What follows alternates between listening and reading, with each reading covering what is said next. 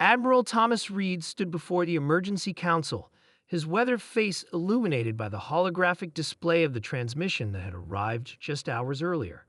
52 years of military service hadn't prepared him for this. "The Interstellar Alliance has voted," he said, his voice steady despite the tremor in his hands. 17 species to 3. Earth is to be quarantined, effective immediately. Any human vessel attempting to leave the solar system will be destroyed. The chamber erupted in chaos. "On what grounds?" demanded Director Wilson, her fist slamming down on the polished table. Reed grimaced. "They claim we're too unpredictable, too dangerous." The Regellian ambassador specifically cited our alarming adaptability and concerning rate of technological advancement. "They fear what we might become." "They've been planning this for years," said Professor Martinez, the Council's xenosociology expert. "All those technology exchanges, all those diplomatic missions, they were assessing our capabilities." Reed nodded. "The Alliance never expected us to leap from combustion engines to faster-than-light travel in less than 2 centuries. Most species take millennia to make similar advances." "What about our allies?" asked someone from the back. The Arcturians, Tausetians, and Proxima Centaurians voted against the quarantine. "They're sending encrypted warnings through channels the Alliance doesn't know about," Reed paused. "But they can't help us directly. The Alliance fleet outnumbers them 20 to 1. Director Wilson's eyes narrowed. "How long do we have?" "The quarantine fleet arrives in 72 hours. The silence that followed was deafening. Then Wilson straightened her shoulders. "We execute Protocol Diaspora." Asterisk, asterisk, asterisk.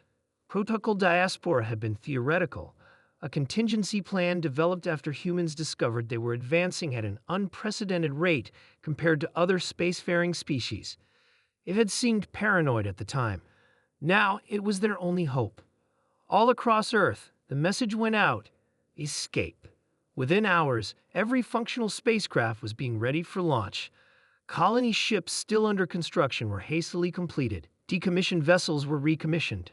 Cargo holds were converted to cryosleep chambers. Reed watched from orbit as humanity mobilized with terrifying efficiency. "They thought we were dangerous because we adapt quickly," he murmured to his executive officer. "They're about to learn we're dangerous because we refuse to die." Asterisk, asterisk, asterisk. Dr. Eliza Morgan hadn't slept in 36 hours.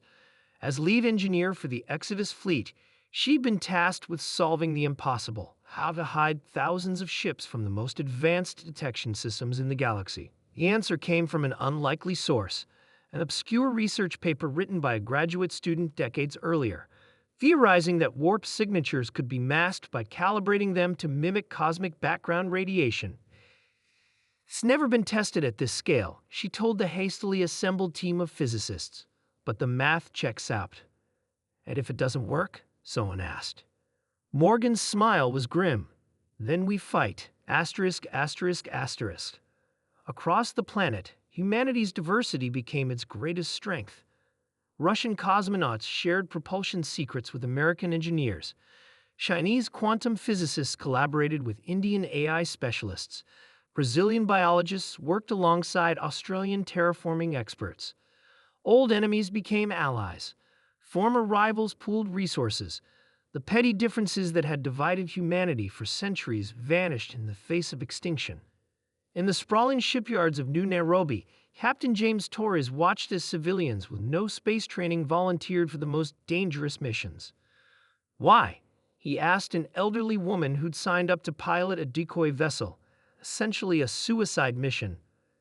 "I've lived my life," she replied simply. "My grandchildren deserve to live theirs." Asterisk, asterisk, asterisk. The first wave launched 48 hours after the warning.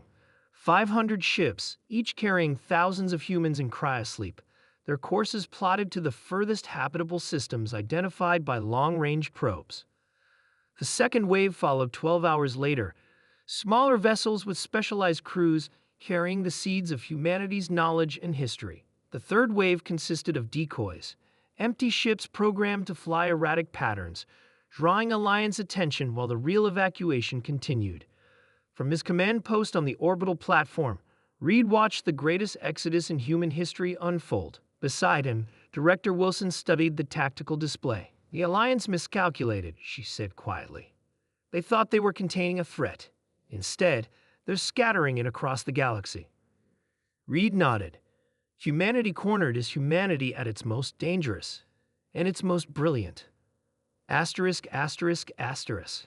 The Alliance fleet arrived precisely on schedule, an armada of warships encircling Earth like a noose.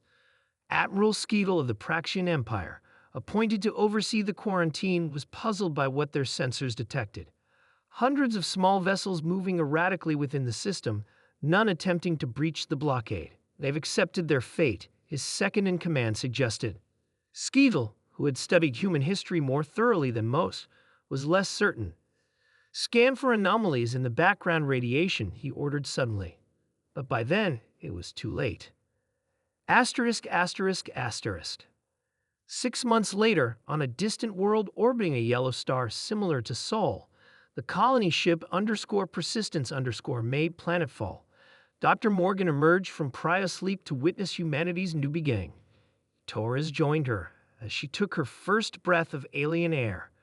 The masking technology worked, he said. According to our long-range communications, the Alliance still doesn't know where we've gone. Morgan smiled, and by the time they figure it out, we'll have established too many colonies to contain. Across the galaxy, on hundreds of new worlds, humanity was doing what it had always done best, adapting, surviving, thriving where others said it couldn't. And on each world, they carried the same message. Not just escape, but what came after. Rebuild, remember, and when the time comes, return. Because the Alliance had made a critical error. They had tried to cage a species that had spent its entire existence breaking free of limitations. They had tried to quarantine a people whose history was written in exploration and discovery. They had tried to stop humanity, and humanity, as it always did, had found another way forward. In the vast darkness between stars, thousands of ships carried the future of a species the Alliance had deemed too dangerous to join galactic civilization. They would soon discover why.